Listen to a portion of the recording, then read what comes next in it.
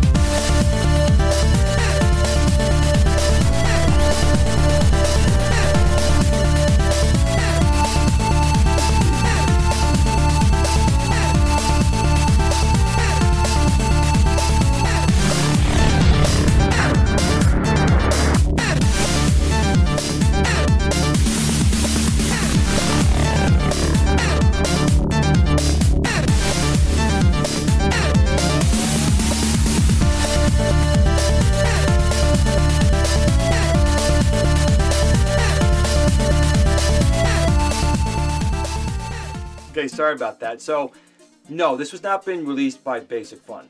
Now, originally, number 9 was supposed to be Defender.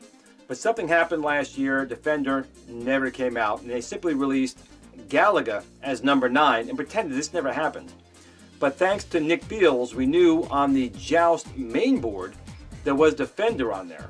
And thanks again to Nick Beals, we were able to find out how to remove the chip out of that Joust and transplant it into a Rampage unit for the 3 buttons to give you a proper working Defender game. My video down below will show you how to convert a Joust and a Rampage into a proper 3-button Defender. Now, the last problem was that the box art and the graphics on the console itself. Now, my friend Bruce Yeager once again stepped up and he made the artwork for the actual unit to turn your either Joust console if you want black, or in my case I used the Rampage blue to turn your Rampage unit, in my case, into the Defender with all the proper artwork on it. But the box itself still did not exist. Now, another person on my Tiny Arcades fan page, he created the artwork. This is something I was messing with for a long time, but I am not an artist in any way, shape, or form, and my artwork looked terrible. So when I saw that he had made a box, of course I had to make it myself. And I'm going to show you, it's really easy to do, but you can see how well the box art did come out, even on the top here. We'll get some closer shots right here now. So you can see how well the box art had come out. I simply used label paper and then a clear transparency to stick on top. But it looks really, really nice. And what's really nice about it is it looks like the original artwork, not the new Basic Fun box design. So this box here was the original Rampage box that I put all this artwork on. And he did a really, really nice job here. Sorry about the reflections on there though. But you can see then Bruce Yeager's artwork here is on the actual, on the console on the inside. And then even on the top we have really good artwork here. So okay, let's get into now how you can make one yourself. So the first thing you'll need is a label. And I use these Avery shipping labels. They're 8.5 by 11, regular sheets you can put in your printer. And sometimes you use more of it or less of it, so there'll probably be some waste at times. But to be honest, you don't know what you're going to print, so I just prefer to get the 8.5 by 11 sheets. The next thing you'll need is something to make them look shiny, to make them look almost like they are like a vinyl label to protect them, because otherwise the ink will rub off with hand use. And I use these Fellows self-adhesive sheets. Again, these are 8.5 by 11. They give you 50 sheets in the box. They're not too expensive. I think for both labels it probably cost me 30 bucks. But you have obviously multiple ones you can use in case you make some mistakes or you have other things you want to make in the future. So you can see I went to the Basic Fun fan page and downloaded these decals on the paper. So once you print them out, and you have to be careful, some printers you have to actually set it to a label when you print it out, otherwise the paint will actually run and ruin the paper and you got to start all over again. Just make sure you check with your printer and make sure you set it to printing on label stock. Then the next thing you need to do is simply take these fellow self-adhesive clear coat protective labels and put it on top. They're not very hard at all.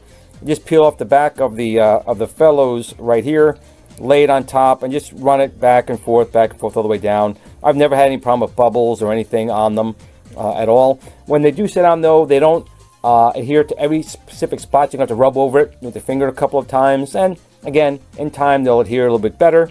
But again, I've never had any problem with bubbles, so they go on pretty easy. And then you simply got to do that when you print them all out. You got to do it to all of them. You can see here is the adhesive stock label that's sitting on top. And you print these all out here. We're going to have to cut them out next and do some dry fitting on it as well. You can see I did kind of put on here for a second. Now originally I was using a different box. I wasn't using the Rampage box. I was using a Joust box. And for these decals it didn't work out right. So I had to use my Rampage box. So you can see, make sure you have, first of all, a very, very sharp, fresh X-Acto knife. Mine here is actually not brand new, but I did pretty well with it, so I'm still kind of fine. But I would recommend always using the sharpest, fresh blade. And I'm using here a piece of wood.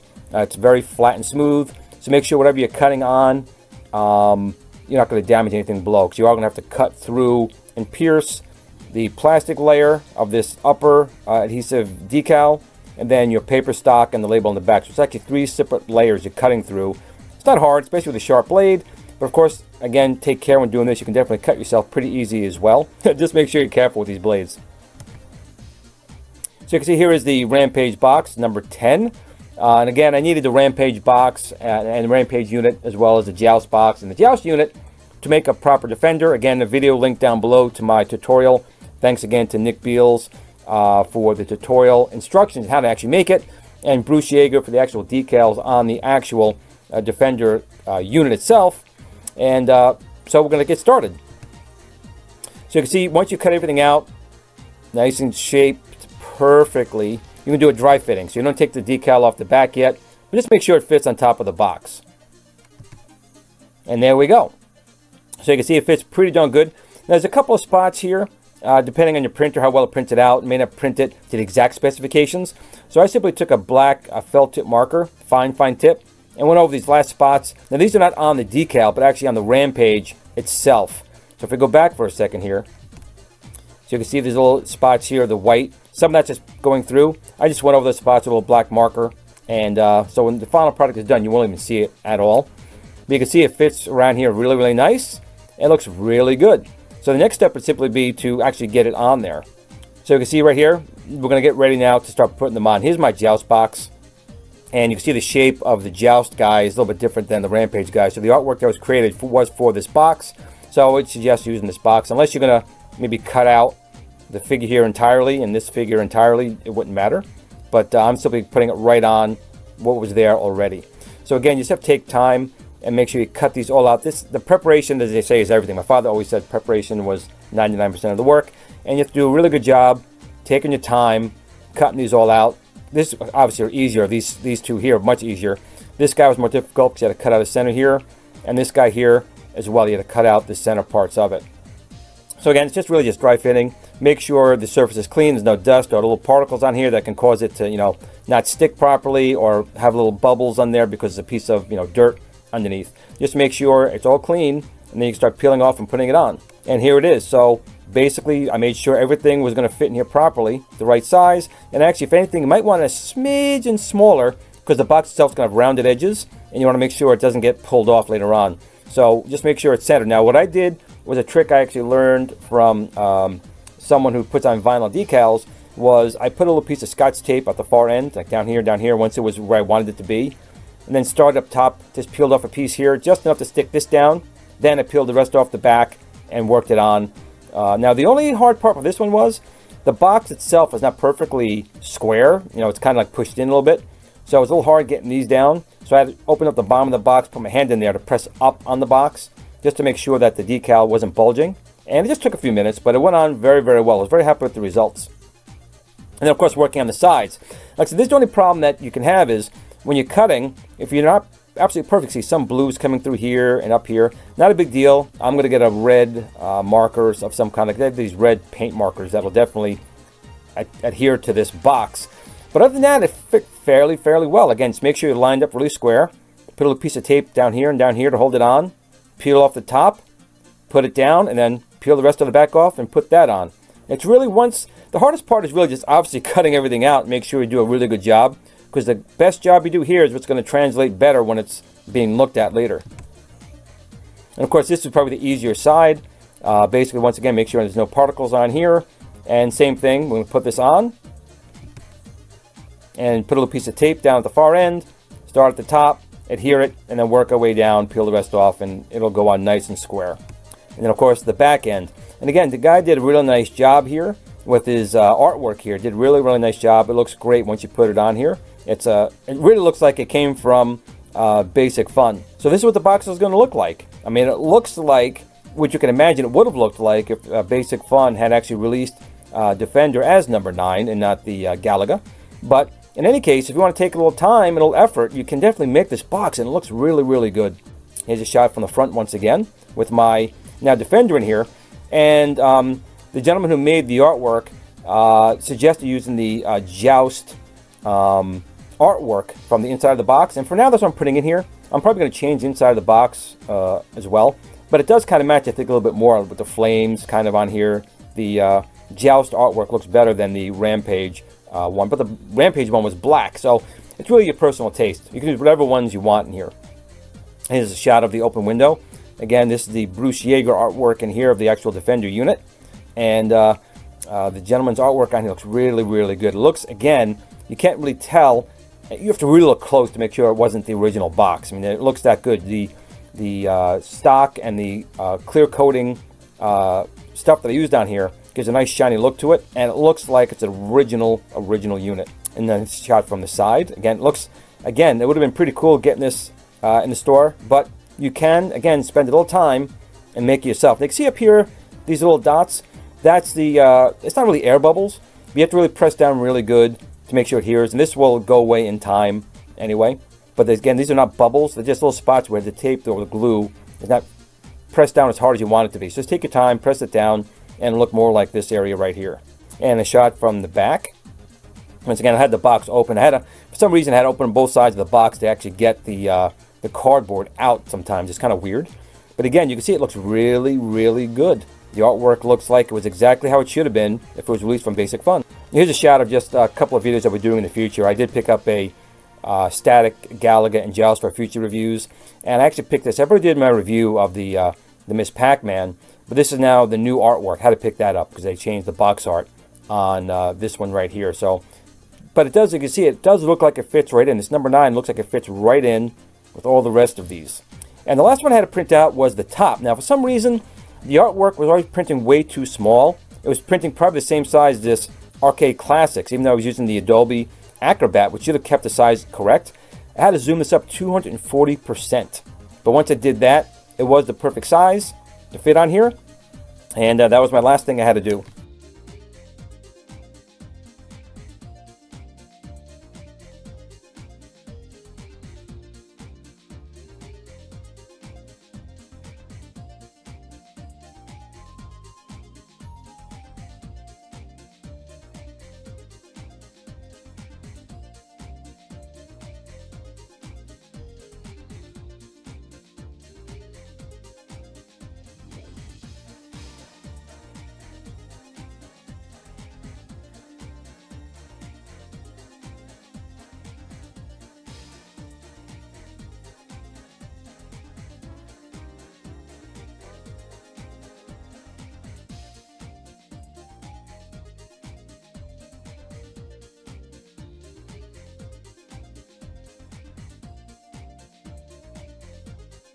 So just a little bit of your time, printing up some paper, putting a laminate on, and carefully tracing out with an X-Acto knife. And you too can have what we should have got to begin with, number 9, Basic Fun Defender. Well, in any case, I hope you enjoyed watching the video. If you did want to see how to make the original Defender here, the link is down in the description below. And of course, you watch this video here, how to make some box art. So I do thank you guys for tuning in. I appreciate it. Please like, share, subscribe, tell your friends. And also leave some comments down below and your thoughts about Basic Fun and maybe why they never released the Defender that we knew they were going to. But was it licensing? Was it something else? I don't know. Leave some comments down below.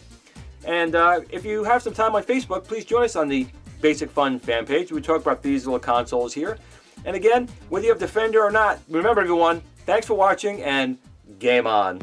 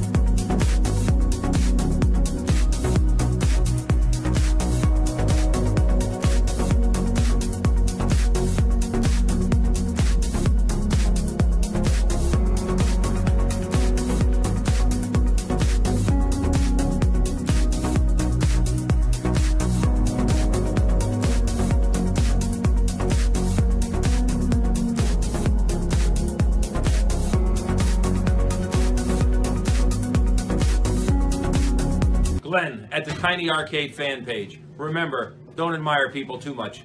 They'll disappoint you.